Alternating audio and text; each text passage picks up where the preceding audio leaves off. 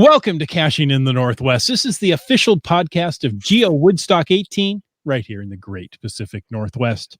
Each and every week, we're going to talk about caches and cachers from here and all around the globe. So while you're binge watching Brady Bunch reruns, we'll be caching in the Northwest.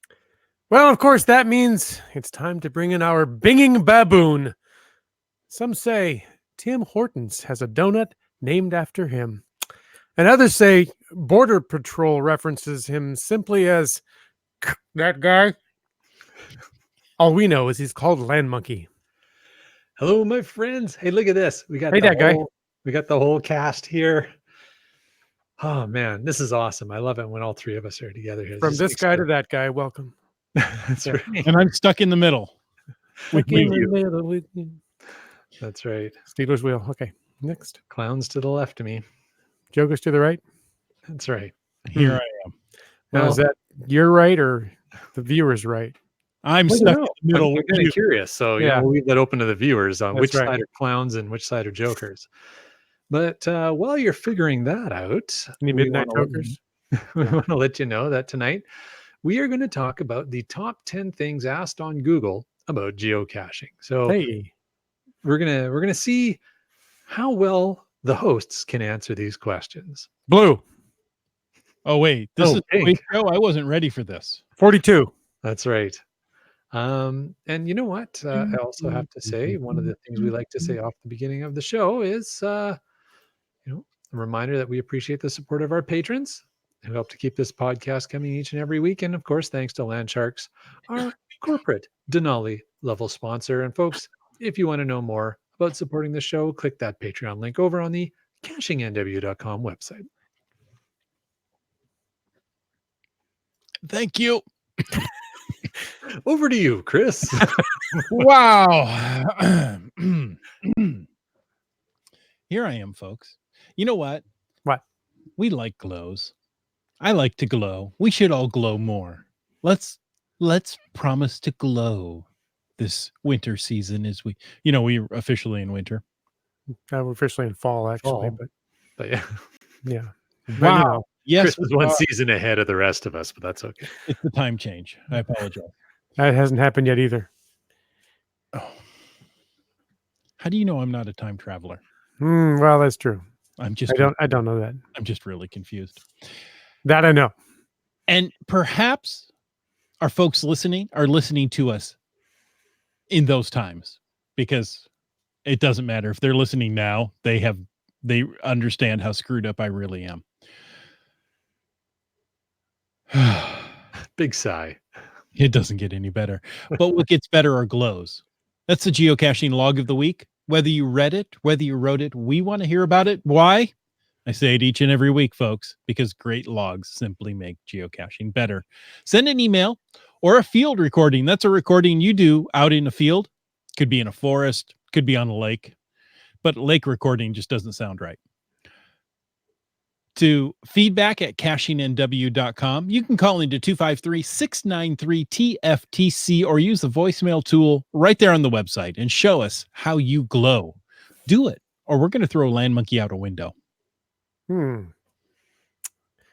I've been to his podcast studio, and I don't think it even has a window.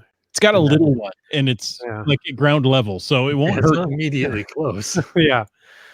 And most of the time he's out on the geocaching trail. I don't see too many windows out there. So I think Land Monkey's safe.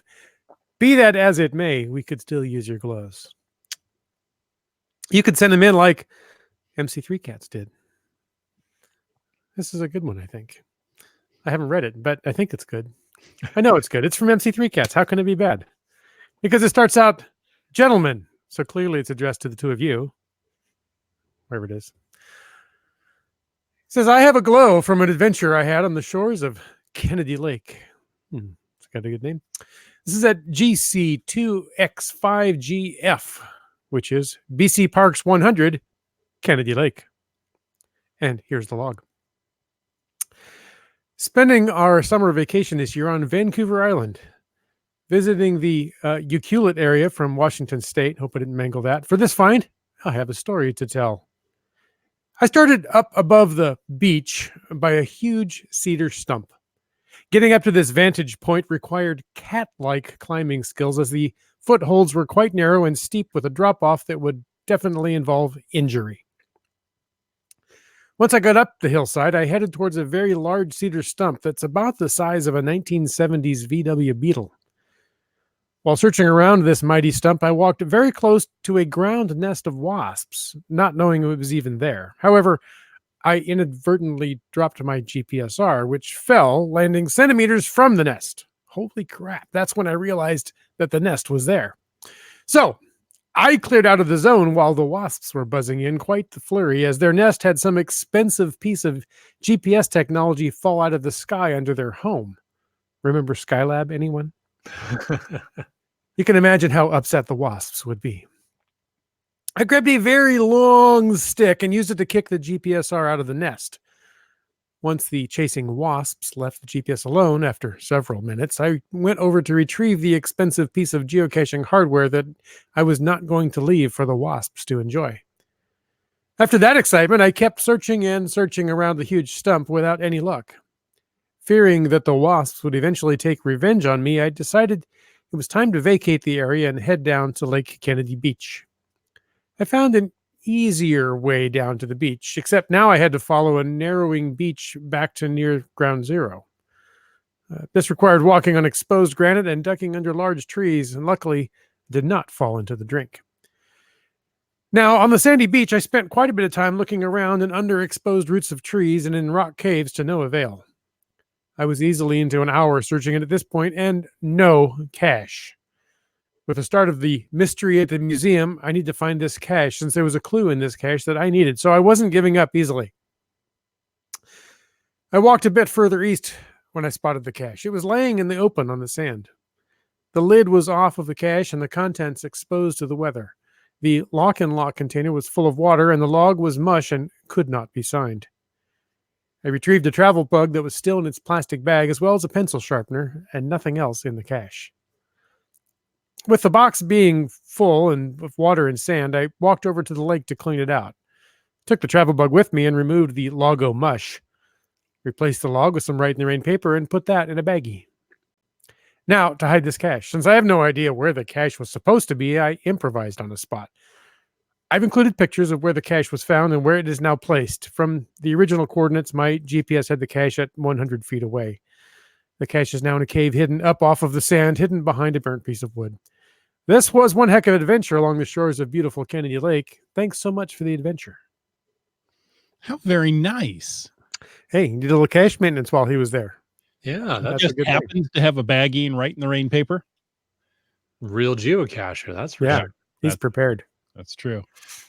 Hey, I don't know if you saw that pop up while Wits End was reading there, but Dora Moore says, "Hey, I think I know what that cache is. I ran away from it a few weeks ago." There you go. And maybe now we know why. There aren't very many caches I've run away from, but I would probably run away from that one as well. No kidding. Yeah, I'm not a fan of wasps. That's for sure. Mm-mm. Very cool. Oh, and then the follow up from Dora Moore. Wait, no. And wasps are definitely an issue in the late summer, all over Vancouver Island and lots of places in the Northwest. You just need to be cognizant and aware. Obviously, MC3 Cats was, so Mhm. good job on that. And pack your flamethrower. And At least a can of WD-40 and a lighter. opinions of the hosts of this show. Yeah. I didn't say use it, just pack it. Well, I mean, and that should be part of your 10 essentials. WD-40 is good for everything. Yeah. And duct tape. Yes. It will take duct tape off. You know, Well, I mean, you use them, Yeah. you put duct tape on your wound, then you can use WD-40 and not lose as many If air. it sticks and it shouldn't, W40. If it doesn't stick and it should, duct tape. Yeah, there you go. Exactly. All right. So, great glow. Thank you very much, MC3 Cats, for sending that in. That was, I love it when cachers who listen to this podcast write fantastic logs. And every once in a while, I'm fortunate enough that I actually come across one while I'm caching and I go, hey, I remember this log, which is always fun. Yeah. Yeah. Swarms of insects. We know all about swarms of mosquitoes at certain caches. That was We like a do. curtain British of Columbia. mosquitoes.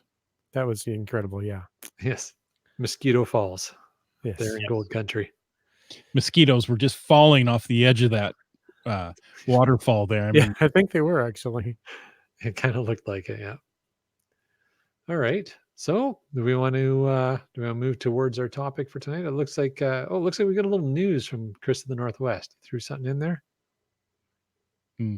Or is that from well, we do. I mean, okay, so each week at the start of the show, I mentioned something that you are doing instead of getting out and caching in the Northwest, and those are sometimes relevant to the week. Did you know on this day right now, this is recording, not in the future, not an hour back, or Okay. not in the winter, not in my but here anyways. in the fall? Oh man, working on this one hard. In 1969, the Brady Bunch debuted. Oh, And that house sold. Have you watched the show A Very Brady Renovation? Something like that. Yeah, I'm aware of that. I haven't watched it. yeah. I Chuck haven't was been talking about that last home time he was on. Yes, exactly. And the only thing I took away from that, I think it was selling for 1.8 million. And is it HG channel, HG network, whatever? I think paid $3 million for the house to guarantee they could have it to do this show. That's Wow. 1.8 million and they paid 3. Wow. That tells you they make some money off the show, right? Yeah. it tells you amongst other something. Yeah. things. Okay. No problem there. There was another show that debuted. Yeah. And another show that debuted on this day in 1982. What show is that, Michael? That would be Knight Rider. There you Just go. one of those things. Good old Knight Rider. Yeah, those were two good shows, weren't they? They don't make shows They were like two shows, absolutely. were two shows. Oh, I think the Brady Bunch was the first show to show a man and a woman in the same bed. Oh my. Flintstones did it in a cartoon, but I think the Brady Bunch did it live action. Why do I know this? That can be interpreted so many ways, but yeah, okay, sure. Yeah. They did it live action, all right. All right. Oh, so apparently I'm boring. ESM times 2. Yes, I enjoyed that comment. And you saw his follow up, right? Yeah. Oops. Sorry. Misplaced pinky. Oh, okay. Now I understand. I missed the snoring and I just saw the misplaced pinky.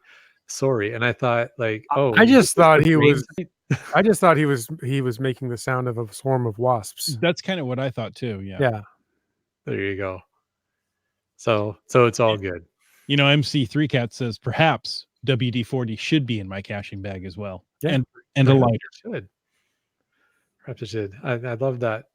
Bring up the MC3 Cats thing again. I love his profile pic. There you go. So if you're listening to the audio of this podcast, you're missing out some fun stuff because watching the video on YouTube, we do bring up the chats onto the screen. And sometimes some of our live viewers have some really funny, what do you call that? Avatar? Avatars. Thank you. Yeah. And MC3 Cats has a funny one. So I like that. Anyways. And we're only slightly sidetracked here, but GSM times 2 says, I think it was Ozzy and Harriet. That would have been showing a couple in bed in the same. Oh, okay. Because I had no context for that comment. I'm talking about cats with their tongues sticking out. I thought Ozzy and Harriet paid $3 million for a house. What do I know? But yeah, around here. Do you remember all the shows that they showed 2 single beds in the room because, why? I Love Lucy. Yeah. Fair enough. Okay. The first couple. Okay. I'm sorry. I'm going to get this right. I got some things wrong in this podcast. I'm going to make sure I get all the corrections in before the podcast is over. Good luck. GSM times 2 says the first TV couple to share a bed was not on Brady Bunch or the Munsters, but it was Mary Kate and Johnny, the Mary Kay and Johnny show in 1947. Yeah. Mary Kay, not Mary Kate and Ashley. That's where I was going. Mary Kay, the cosmetic. Is it the same person? I want to say guru or Who knows? magnate, but I don't know what term Let I'm using Chris there. make a statement about it and correct it later. It'll be more fun. Perfect. So yeah, we're gonna say yes, it is the same. Yes. And And Seabag Tribe loved Knight Rider. You know what? At the time, I loved Knight Rider too. I Oh, I really did too loved at the that time. show. Yeah. Now I look back at it and I go, really? Uh-huh.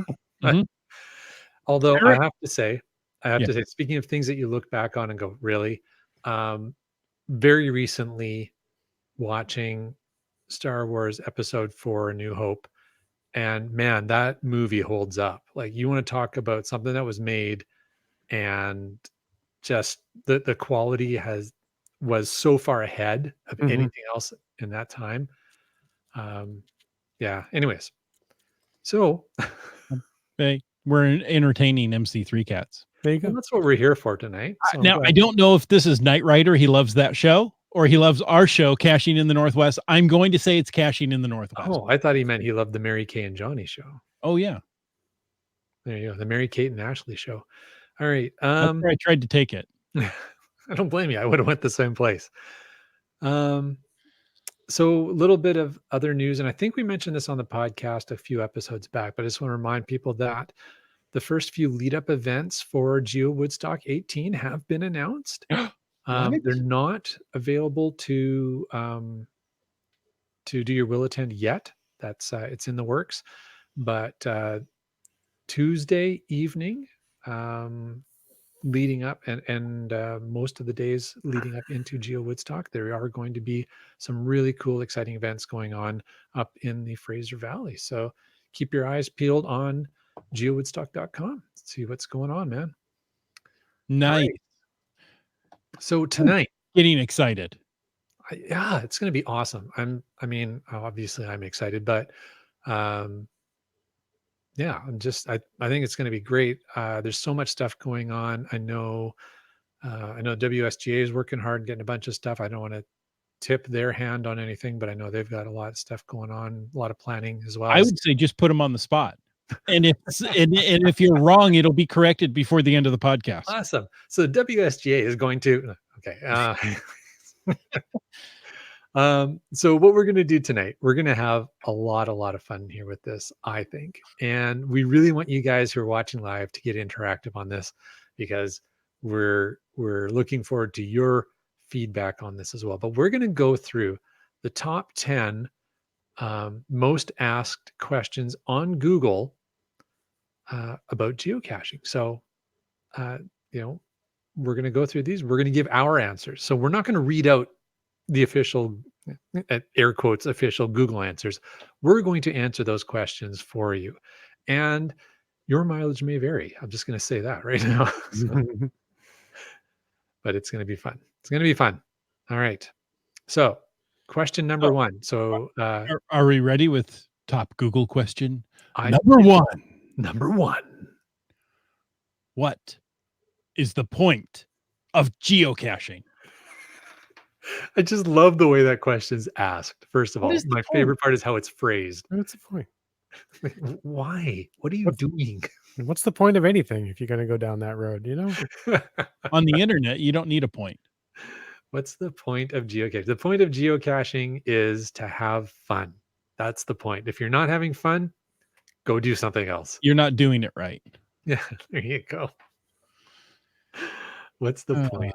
What's the point of geocaching? For me, it's a thrill of the hunt, right? There you go. I mean, it's not necessarily what we find. There are some great containers, and those, wow, I'm glad I found this. Look at this artwork.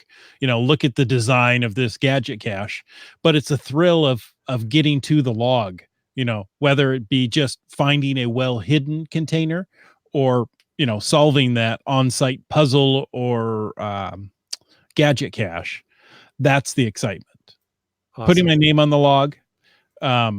Yeah, of course I'll do it. That's the only way you can claim a find. Yeah. Yep. But yeah. So I just popped a graphic up in front of Jim's face. Hold on. Hey, there's Jim's. Here we go.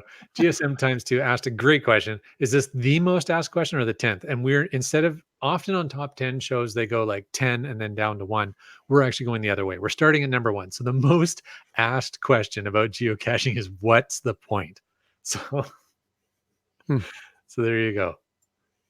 Yeah, Pete says finding finding plastic containers in the woods is fun. There you go. And Udax said the point is the point of no return. How long? Highlands guy said the point is to sign the log. And that's really true, but you got to find it to sign the log. I would argue that is the objective and not the point. Oh. So I'm gonna get semantic on it, but when the question is phrased as Be in what's some the point somewhere. when the question is phrased as what's the point, it's to me it's the why are you doing this, not what are you trying to achieve. Mm-hmm. But there you go. And yeah, and B Pendragon pops in with why not? What else are you gonna do all day? There you go. And Sit back and watch Brady Bunch reruns. We are caching in the Northwest. There you go. Keats and I think you popped the Keats and I for one up earlier. I can't remember, but he said it's the location and the places you're brought to. Yeah. Which should be part of the point, isn't always. So. And I have to say, I really like MC3 Cats tonight. I'm with Chris of the Northwest. It's all about the adventure. All right, guys, we're going to move on to the second most asked question about geocaching. And that question is, what is geocaching and how does it work? That's 2 questions. So, well, hey, I didn't create the Google search. So what is geocaching and how does it work? So it works just fine. Thank you. And so what is geocaching? If anybody's listening to this podcast, I'm going to assume they've geocached once or twice, but it's possible that somebody has told their friend, hey, do you want to listen to 3 clowns ramble on about the Brady Bunch and Knight Rider? And so somebody's listened to this podcast and they don't know what geocaching is. So one guy who doesn't even know what season it is. Yeah. Guys, so what is geocaching? Let's start with that. I don't know. Which by definition is how it works. It's a geolocation game. You're finding treasures. You're finding hidden containers using GPS coordinates and hints. I mean, I think that's the easiest way. Use your smartphone. You download an app. Takes you to different locations. And once you get there, you're using a hint, a description, and GPS coordinates to try and find a small container of some sort, maybe a large container, a container in which there should be a piece of paper on which you put your name. Or a big bag of mush. Or some mush that you will wash off in the lake. Lago mush. Lago mush. Yeah, it's using expensive $1 million satellites to find Tupperware under a bush. Mm-hmm. There you go. That's how it works. Yes. Yeah. You use a cell phone or a GPSR. You could use a Nuvi. You could use a paper map. It's been done. Yeah. And, I have found them that way. Yeah. Printed out a map. Mm-hmm. It's under that picture. You're hardcore, Jim. You're hardcore, man. I haven't done it lately. All right. Woodsend, you're up next, man. You want to take the next one? Top Google search. Number 3. Is geocaching illegal? Hey, geocache guy. Next. It all depends how you do it, my friend. All depends how you do it. Yeah. Yes, it could be. Can be. You can do it right. I was going to say, to do it correctly, no. While geocaching itself is not illegal, there are certain things you could do while searching for geocaches that could be illegal. But like anything in life, there's legal and illegal ways to do it. Oh, I love that question. The third most asked question is if it's illegal. And not is it legal? It's is it illegal is the way the question's phrased, which again, just classic Google. Thank you, Internet. You're awesome. Really? I don't care if it's illegal. What I want to know is it illegal? That's right. Are we ready for top Google search number 4? 4. Yep, go for it. What is geocaching in the UK? It's totally different than geocaching anywhere else in the world. Just like geocaching in the US, but with an accent. It's very similar to geocaching in Canada. It is. Just with more of an accent. That's right. Yeah. And often there's fish and chips at the end. There could be, or hot chocolate if you're, Oh, certain yes. geocaches in the UK we know of. So there you go. Shout out to certain friends of ours who we haven't seen on the internet for a while. Or warm beer. There you go. Hope you're doing good, Mark. All right. So yeah, geocaching in the UK is exactly the same as geocaching anywhere else in the world.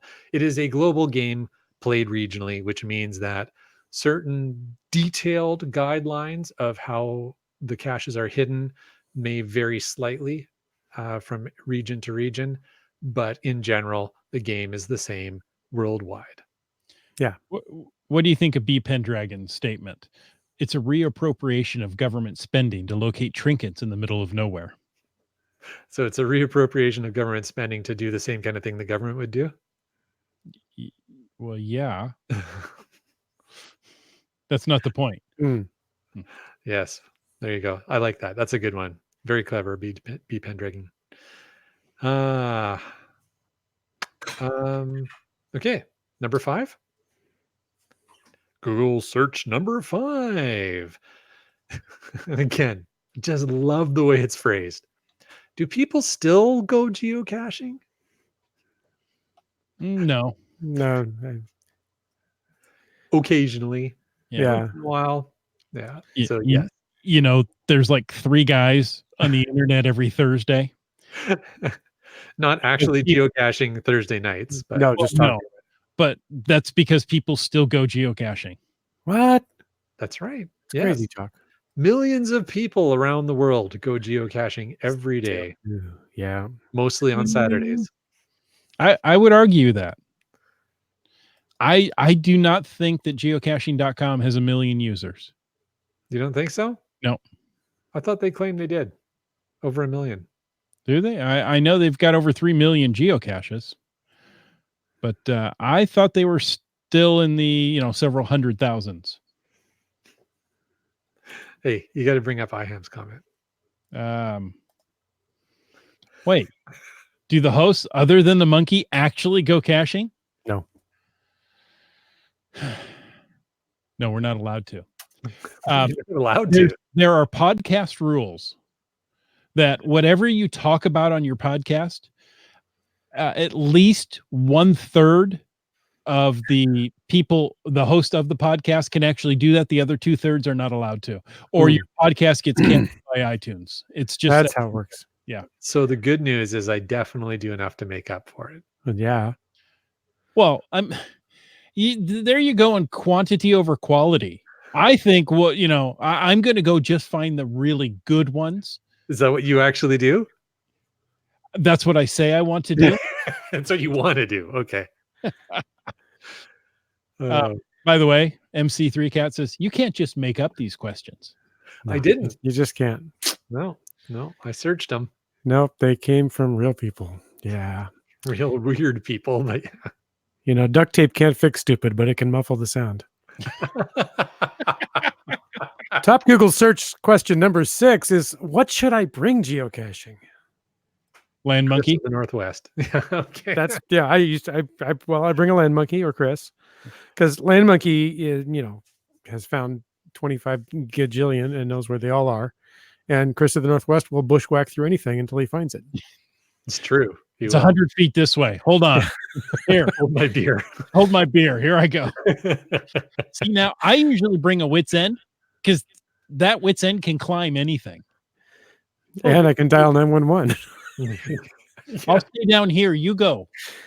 Or vice versa. B. Pendragon says bring water. I'm a big fan of that. Mm-hmm. I would say bring the essentials. GSM times 2, a pen. There you go. Yeah.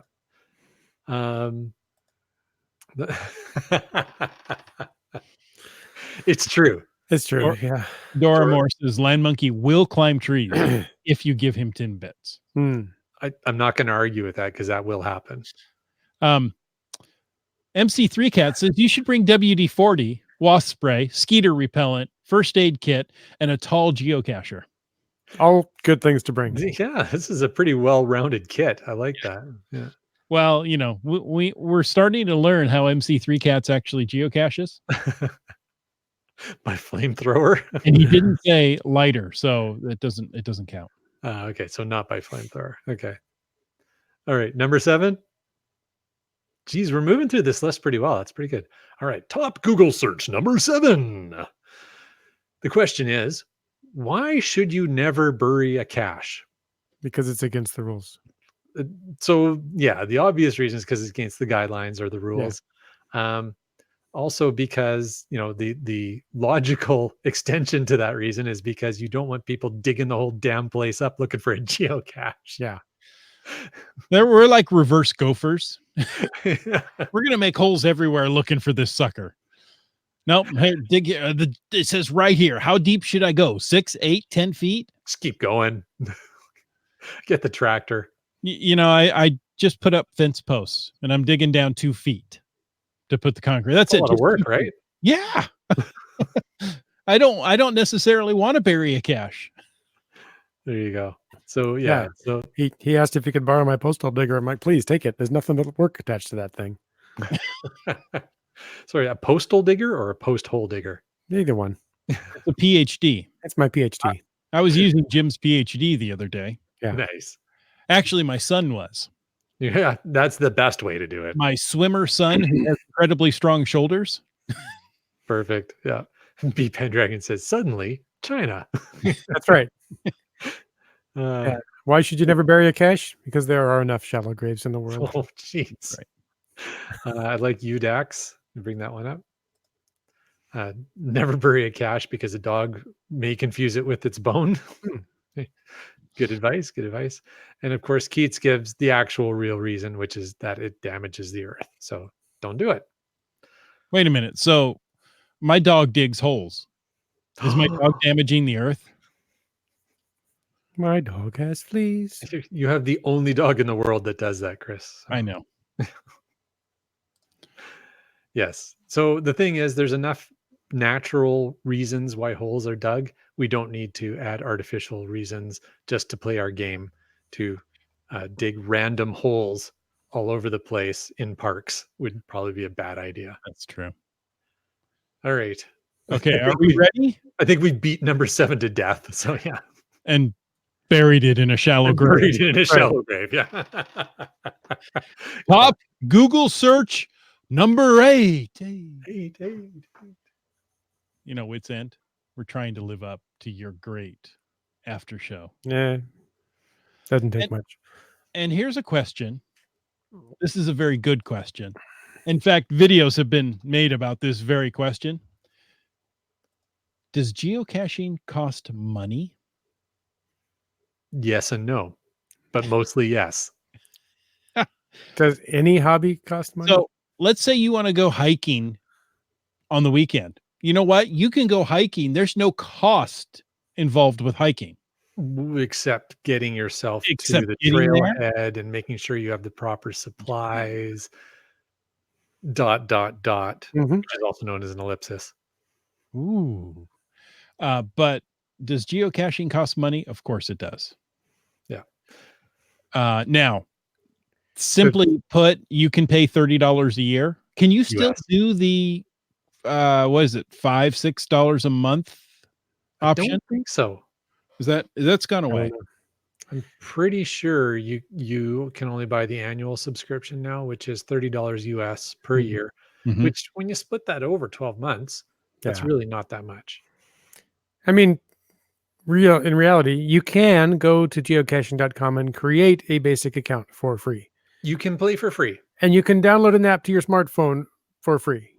Assuming that you're not including the operation costs and the capital costs of your smartphone in the cost of geocaching. Right. I mean, if you already have a smartphone and you can, in a computer, you're just a smartphone, you can create a geocaching account and you can download an app for free and go find some geocaches. So without being too nitpicky, it can be free. Yeah. But like anything else, you get more out of it if you can, like UDAC says, you can start going down that road. Well, data costs money on the phone and the phone costs money. But assuming you have all those things already, Yeah. Yeah, I mean, if the absolute only reason you're getting data on your phone is because you wanted to Geocaching. geocache, then you could argue that yes, the geocaching is costing the money for the data. But most people have the data on their phone for reasons other than geocaching, and so since it's already there, I'm also going to geocache. Although arguably you may use more data because you're geocaching. That's So right. Yeah. I mean, you could make the same argument for Angry Birds. Angry Birds is free. Oh, but I have to have a phone and a data plan. And is Angry Birds still a thing? in-app purchases. I don't think there's any in-app purchases for geocaching other than the subscription. You wait. Can you do an in-app purchase for the subscription? I thought you could. I don't Yeah, know. maybe. And MC3 Cats says geocaching is free, but there's a Mhm. $500 GPS unit or expensive smartphone, Yeah, hundreds most- of gallons of gas. well, get- yeah, except I found an entire Auburn Geocoin challenge should my company car once. Theoretically speaking. Just saying. And That- all of the that could be caching done. gear you carry in your bag. There you go. Oh, proper rain gear. Oops. Proper rain gear, hiking boots, trek poles. But yeah, it's free. Forest Service Pass. State Oh, there or you go. I missed provincial that park one. Forest pass. Service Pass, State Parks Pass, memberships to online geocaching related accounts. Yeah, fair enough. That's the other thing, right? Because Yeah. so if you don't want to use the official app because it's not the best one. Don't tell Rock Chuck I said that. Good thing he doesn't listen to this show. I know, right? I can pretty much say anything I want because he never listens to this podcast. But so a number of the other really good apps are not free. Mhm. So you would have to pay the $5 or $10, whatever it is, for the app. What does Cashly cost? 5. $5 for Cashly. Okay, Yeah. and $2 if you want some offline maps that are very nice. there you go. So Maybe even then, 3, right? Like, Mhm. Yeah. Project GC, if you want to sign up for that, it's $30 a year. I think there's a premium membership to cashtour.no. My yes, there favorite is. Italian website. Is there? Cashtour.no. Is there a premium membership, or I thought they just look for people to sponsor? Sponsor, maybe. I can't I don't recall. think there was a premium membership for Cash Turno. Okay. Anyways, we good? So yes, it's free. Sure. Why not? You don't need to get a smartphone or a GPS to go find your first geocache. You could just look on a map and say, look, it's underneath that picnic table. So let's put it this way: you could start geocaching for free. Yes. Yes. You won't stay that way No. if you enjoy geocaching. But again, any hobby. Exactly. I think that's a good point. Okay. Okay. Number 9. Number 9. Number 9. What is inside a geocache? Ooh, that's kind of an interesting question. I'd say a bag with a log of mush and travel bug. Based on some earlier. Based on what we've learned In today. all the geocaches we've talked about on this show, Yeah. that's what's in them. So yeah, wood bugs, earwigs. Yeah, your mileage may vary, I'm going to say, but generally, so again, if you're new, Chris Brew, Dead duck head. Yeah. there's a callback to a previous episode. I love it. Oh boy. So yeah, things you probably shouldn't put in a geocache. Oh my goodness, forgot about that one. That's awesome. Yeah, mildew. So Around here, yeah. Adventure. Ooh, yes. So here's the thing. If you're new to the game, yeah, we're making a lot of jokes here. And the reality is you're going to find all those things in some geocaches sometimes. But the object of the game, there should be some sort of log sheet, some sort of paper that you can sign your name in inside the cache. There will also be some sort of selection of little trinkets or toys or what they call tradable items. And then lastly, if you're fortunate, there may be trackables that you can pick up out of the geocache and drop into another one. So that's pretty much what's supposed to be in a geocache. I don't think we're going to go through the list of what shouldn't be in a geocache because it's pretty extensive, but Yeah. keep it family friendly. Well, we keep it family friendly, but let's state there should never be any food in a geocache. You know what? That's a really good point. So even I've often, I think all of us have found candies or gum Mm-hmm. because somebody thinks they're doing something nice. Leave a little candy in the geocache for the next kid that comes along. Not a good idea. Not a good idea because animals, insects know that's there, and they can smell so much better than we can. And I smell, so the dog smells even more. Um, Especially when he's wet. exactly. But if you've got a geocache that doesn't seal well and you put a hard candy in there, it's going to be full of ants. Yeah. Yep. Or wood bugs or whatever. Exactly. So yeah, no thank you, Keats. No food or liquids. And liquids is a good point because another thing I have found a number of times in geocaches are the little bubbles Yes. containers that you would hand out at weddings or Mhm. kids would have for toys. And those things leak inside the geocache, and then it's a Yeah. soapy, mildewy, yucky mess inside. So Yeah. while it's a nice idea to leave something like that in there, the thought is nice. If you want to give those out, bring them to a geocaching event and hand them out. Right. There you go.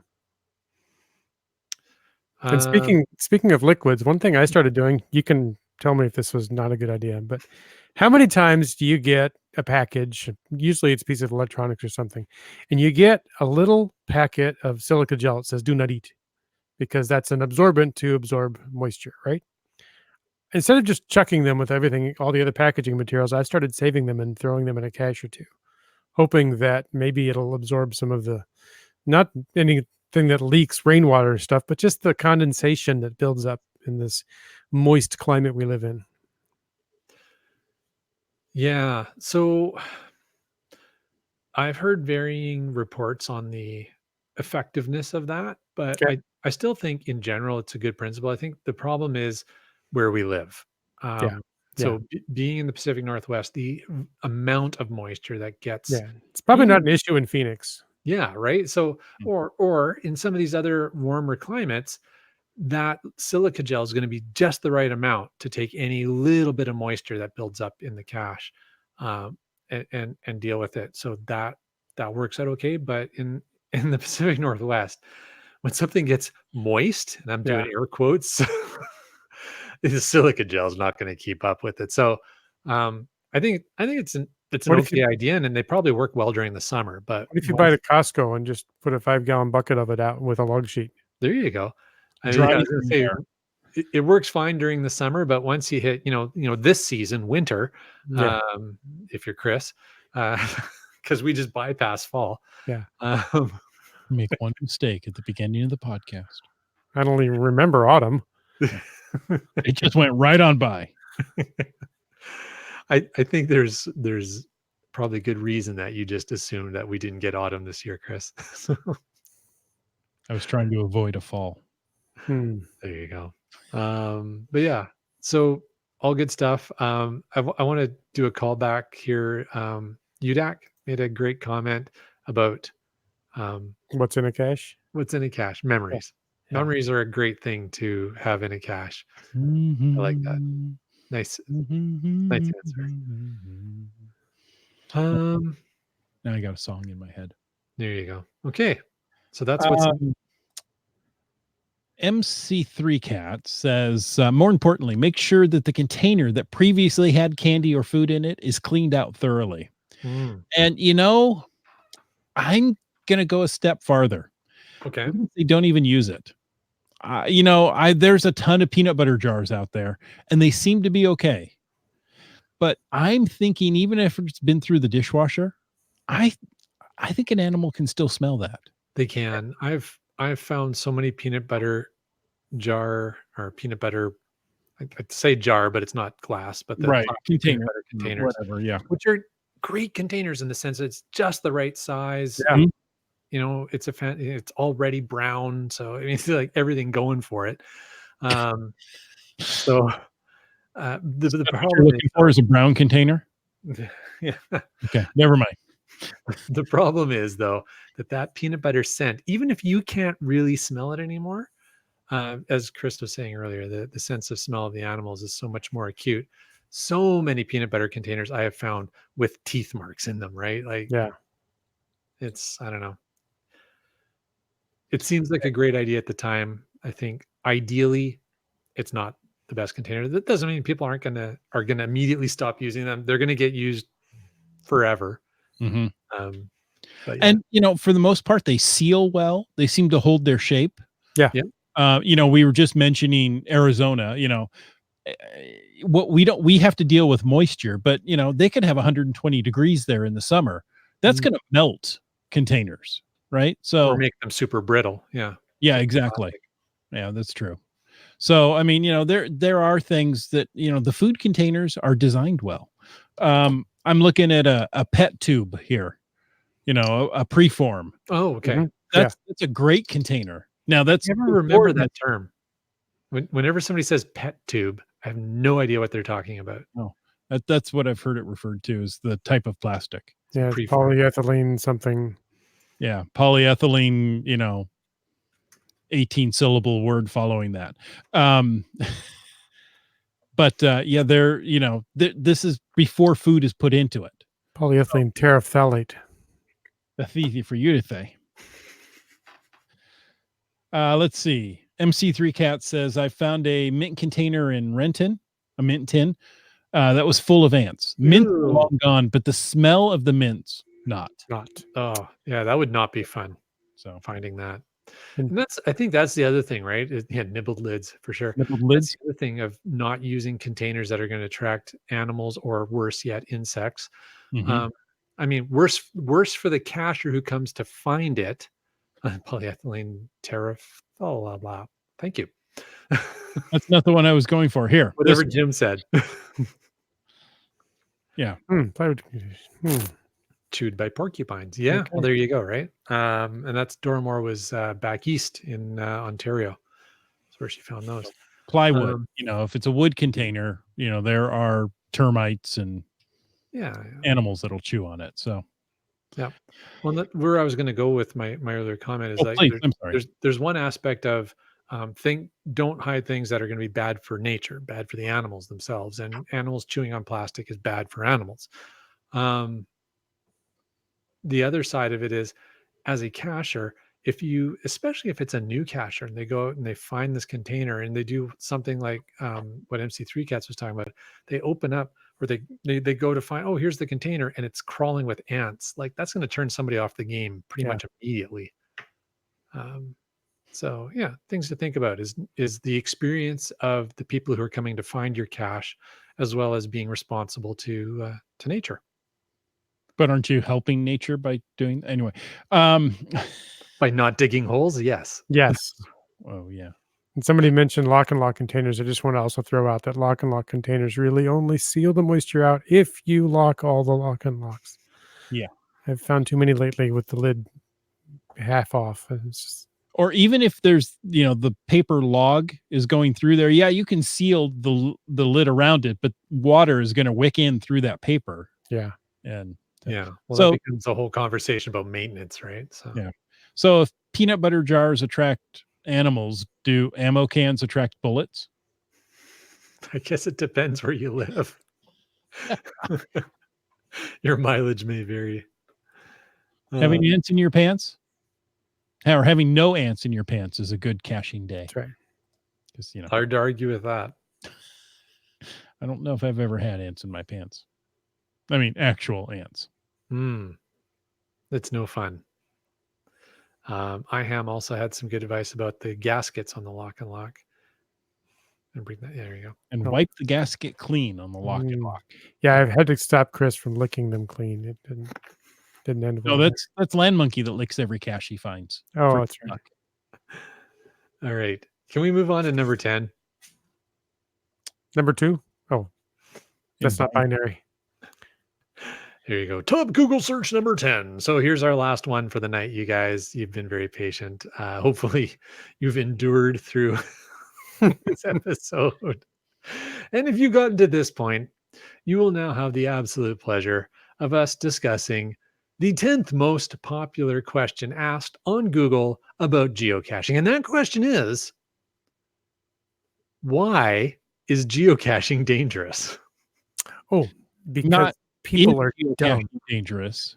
I- But why is it dangerous? Chris, Assuming that it is dangerous to start with. Chris, did you hear Jim's answer? I liked it.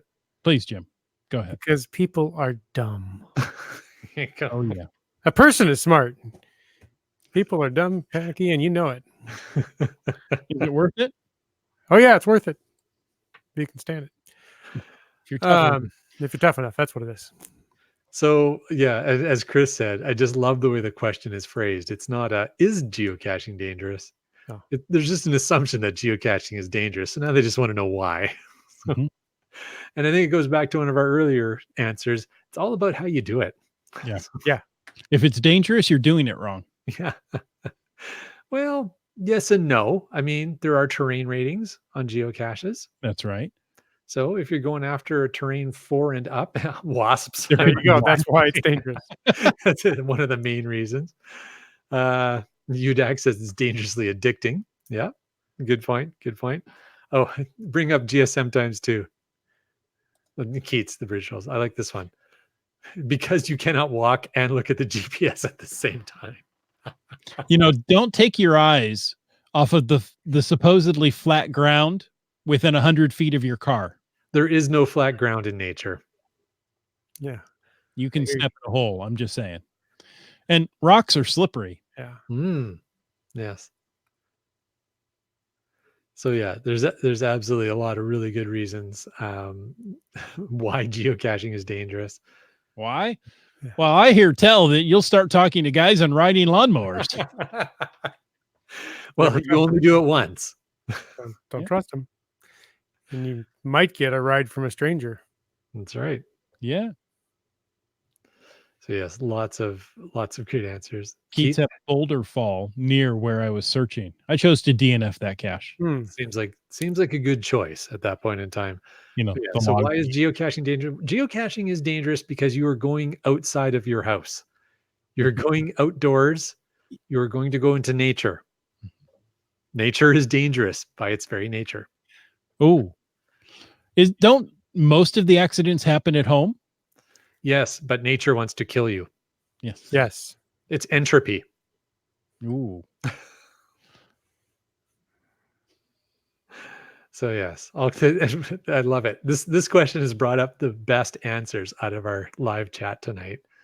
I'm just having a great time. Thorny plants. Yeah. That nature wants to kill you. Stinging nettle, poison ivy. Nature wants to kill you. Mm-hmm. Snakes and geocaches both hide under rocks because. Nature wants to kill you. Or you run into banjo playing guys in the backwoods. Hmm. That has nothing to do with nature. Because Bubba wants to kill you. Yeah. Some good answers. Yeah. Yeah. Whenever I see a guy with a banjo. Mm-hmm. Yeah. So all kinds of great reasons. UDAC had a good one up above as well. The logs give you paper cuts. Logs give you paper cuts. It could happen. Why geocaching is dangerous. And you could accidentally swallow a nano cache. You could. If you're putting nano caches in or near your mouth, you're doing it wrong. I suppose that's possible. Yeah. If you need to use your mouth to unscrew or open a nano cache, you're doing it wrong. Put something down. Yeah. You don't have to hold on to everything at once. But I'm holding my $300 to $500 GPS in one hand. I'm not putting that down. No. You drop it by the wasps. You throw it by the wasp nest. Yeah. And the wasps will keep it safe. Nobody will touch it. Nobody's going to gonna touch take it. that when the wasps are there. You're good. All right. So yeah, there you go. What does MC3 Cats? Wasps can make a 1-1 into a 5-5. Yeah. Because you're going to need technical climbing skills to get away from them and special equipment. Special Like equipment. WD-40 and a lighter. Exactly. But yeah, So so try that at home. so Wait till lots you're near a wasp's nest. yeah, precisely. So lots of fun answers about why is geocaching dangerous. Again, if you're new to the game, to the hobby, to the sport, geocaching doesn't have to be dangerous. But like anything else in life, you're going outside, you are assuming certain risks. Use common sense. Do not cache or hike or climb or explore beyond your limits. Use all your adventure smart advice. Hmm. It doesn't have to be dangerous. That is a choice. You're not required to find every geocache. If What? you don't have, let's say there's a 5 cache, that's a 5 difficulty, a 5 terrain. A 5 terrain requires calm down, land monkey, breathe. You don't have to find every cache. A 5 terrain means that it requires special gear. Maybe you don't have the climbing gear or climbing experience to go get this cache. You don't have to do it. Yeah. We don't all have a Mrs. Land Monkey. That's right. Climb. Ooh, I like this one from UDAC. Caches are touched by hundreds of people and are full of germs. Oh, that's it. I'm done. I'm not going to cache anymore. If that's your Especially concern, with the Lago mush to hold and incubate those germs. there you go. If that's your concern about geocaching, maybe you've picked the wrong hobby. So, and B Pendragon agrees with me, Chris. That's blasphemy. One must find all caches. Oh, hence the need for all of the fine print you see when you first download the geocaching app about geocaching being hazardous. Yeah. Have you read all the fine print on the back of a ticket to a sporting event? Oh, Yeah. Yeah. We're not responsible when you get a football in the head. Yeah, that kind of thing. Yeah. Well, but guys, people go and they pay money to do that. yeah, And exactly. for being injured. Well, you could pay money to go geocaching too. So geocaching is free. All right. Well, that was fun. It's a That was fun a lot of fun going through that stuff, you guys. I learned a few new things. I had a lot of fun. All you guys in the chat have been a hoot tonight. So thank you. As always, you guys are super interactive and clever and witty and engaged. And I like it. Oh, so witty. Oh, so witty. So yeah. What do you Well, think, guys? Call it a I show? think it's great. Folks, thank you for joining us for this episode of Caching in the Northwest. We're going to have more coming. We do this each and every week because, well, you may have to Google, why do people do podcasts each week? Because we love the topic we're talking about. So thank you so much for taking your time to listen. Absolutely. And make sure to tune in every week. We'd love to spend our time talking with each other, but mostly talking with you guys who are watching us either live or recorded. And yeah, as GSM times 2 has reminded you, if you enjoyed this show and you're watching it on YouTube, make sure to give it a thumbs up. If you're listening to it on your favorite podcast player, thank you, Highland Sky. If you're listening to it on your favorite podcast player, make sure to drop us a review on iTunes or whatever methodology. Thank you, Seaback Tribe. It was a great show for us. We're glad it was a great show for you. All right. Well, folks, I also, of course, want to take a moment to thank Landsharks, our corporate Denali level sponsor. Landsharks.ca is the outdoor adventure and geocaching store. Check them out online or go in person and visit their store in Victoria, British Columbia. Open 6 days a week except holidays, and they ship online orders a daily. So there you go. We also want to thank our faithful Denali level supporters. That would be Landsharks, JP's Geo Designs, Limax, Team Squirrel, and WorldCaching.com. And folks, if you would like to know more about supporting the show, click that Patreon link over on the cachingandw.com website. If you're watching the show on the website, it's on one or the other side of us, possibly below us, possibly somewhere. above us. Who knows? It's there. But there's definitely a Patreon link. There is. Click it. All right. Like these people did. Yes. So Broncos fan for life did that.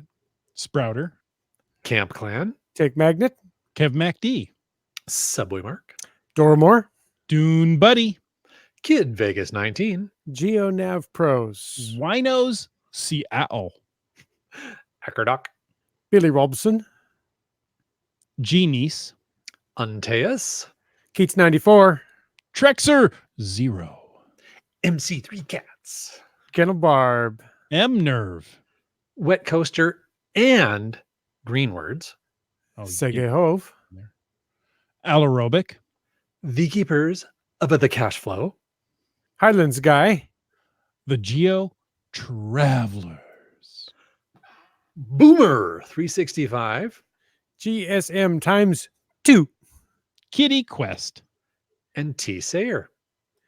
Seebeck Tribe. CRS98. And you thought we were done, but we're not. Oh, no. So, B. Pendragon.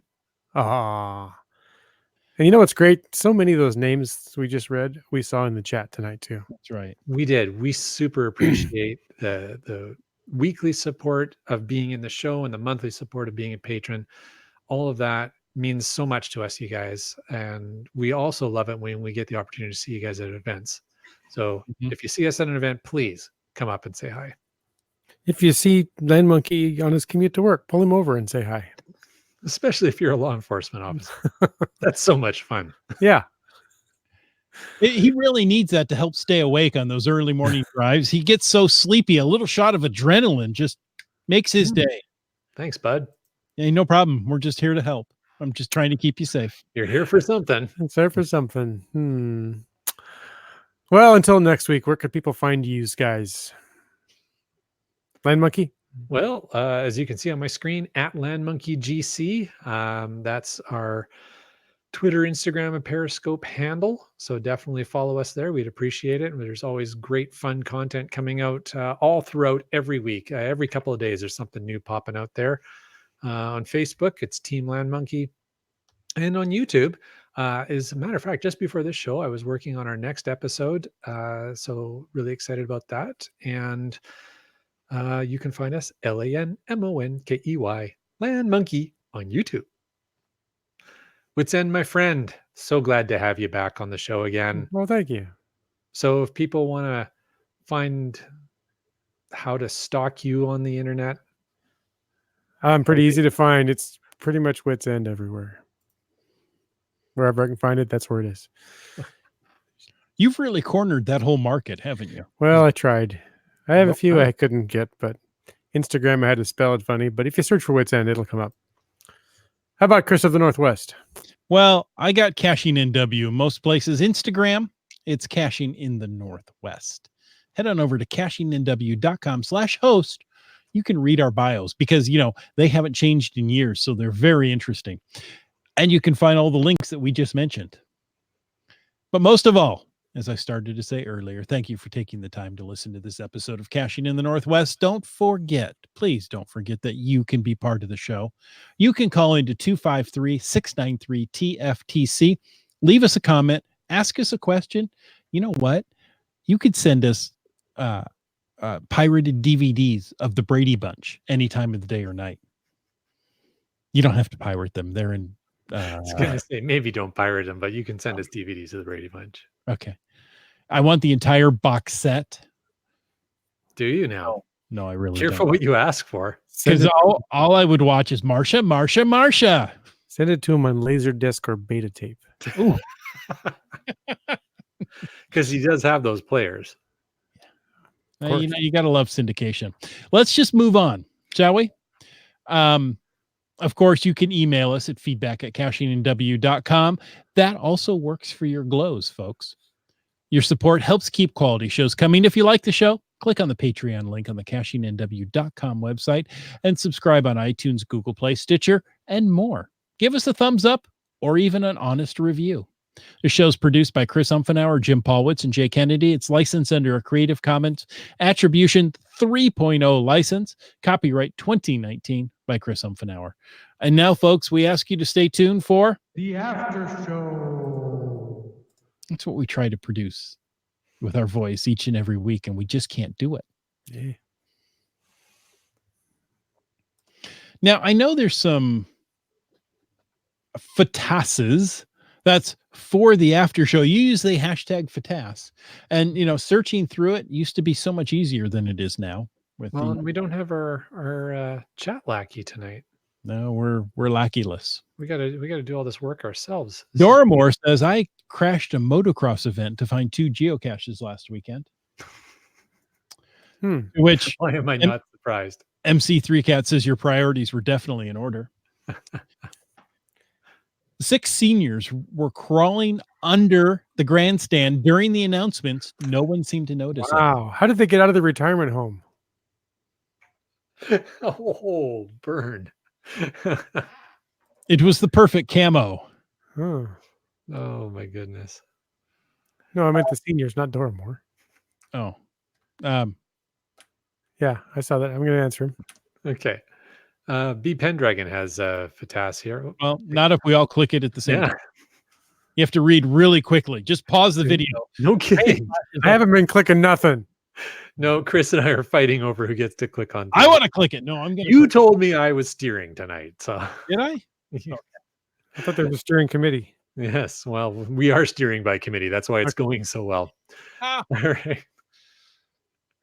All right. Hashtag Fatas by B Pendragon. New season of the Netflix reboot of Carmen Sandiego drops on Tuesday. Even more geography fun. I'm going to check that out.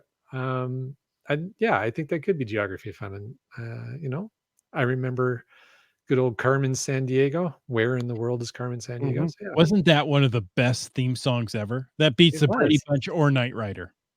exactly. So yeah, we'll have to check that out. Wits End, shall we do it? You Watch the ready show? to sing the Carmen Sandiego theme song? Wits End don't sing. Good Not thing. when we're live, anyways. I don't either.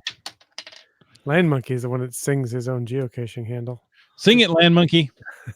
Where in the world is Carmen Sandiego? Something You like got to that. go much right? deeper. Okay. Where do I go deeper? Just on the name? Carmen Sandiego, yeah. Where in the world is Carmen Sandiego? Like I that? think it's better. Okay. We'll practice. No, you won't. No, I won't. I'm totally lying. I'm not going to practice that at all. Oh, thank you, Land Monkey. You're welcome for And- my transparent honesty. Season 1 is really good. Awesome. I'll have to check that out. There's apparently a new theme song. There you go. And there's the link. If you're watching this on YouTube, there's the link. Because there's nothing like ILTW and HF or FH for F5G. That's easy to remember. Come on. Case sensitive, by the way. Huh? Yeah, And it's case sensitive, the yeah. last G was lowercase. Everything else was uppercase. All right. Fatash from MC3 Cats. There we go. Has anyone? Oh, go ahead. Nope. Has anyone completed the Star Trek GeoArt series? And the answer is yes. I'm sure someone has. There's MC3 Cats. A few of us from BC have. I don't know if anybody else is in there, but yeah, we have, and it was good. It was a great adventure. I had some swag that I picked up. I traded fairly for out of one of the cash containers, and they put some really cool swag in that series. I picked up some Starfleet Academy cufflinks. Ooh. That I have actually worn to work. So that's kind of fun. Good job, Mr. Crusher. Yes, it was a fantastic GeoArt series. I appreciate you saying that and not saying "Shut up, Wesley." That's appreciate it. So that protest. I am not a merry man. there you go. Another classic line from Next Generation. So yeah. Oh, and MC3 Cat say he'll be finishing it up this weekend. Enjoy. It is a really good series. Takes you some beautiful spots. All right. Oh my goodness. Look at this. Look at this guy. Hey, JP. JP. We're talking about Star Trek now. Apparently we're done geocaching. JP, you're going to have to rewind and listen to the insanity earlier. I wonder if JP knows about the Brady Bunch. I'm sure he does. I don't know. Is it culturally appropriate? From his Estonian side or his English side? Either. Oh, that's funny. Awesome. Keats 94 is going to attempt some fiddle GeoArt in Cape Breton in a few weeks. That'll be fun. Enjoy your trip, Keats 94. Make sure to send us in some audio from the field. Is he just fiddling about? Probably.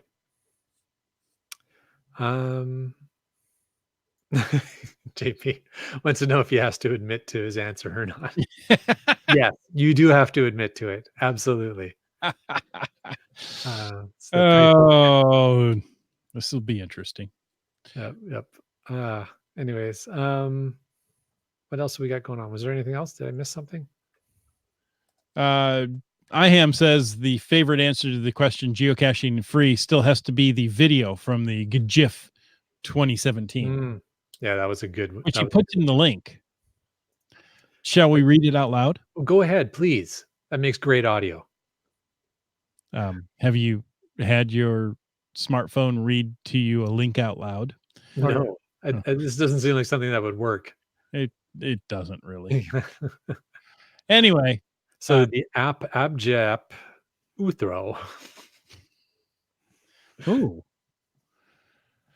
Just Google geocaching is free and click on the video links. Exactly. And that'll also answer the question for you. That's right. Geocaching is free until. Indeed. Hey, MC3 Cats just listed the GIF at a barn event. Yeah, I think I saw that last week. You know what I really think is interesting? What? Is outside of this podcast, people are using the term GIF. I'm not. Thank you. Oh.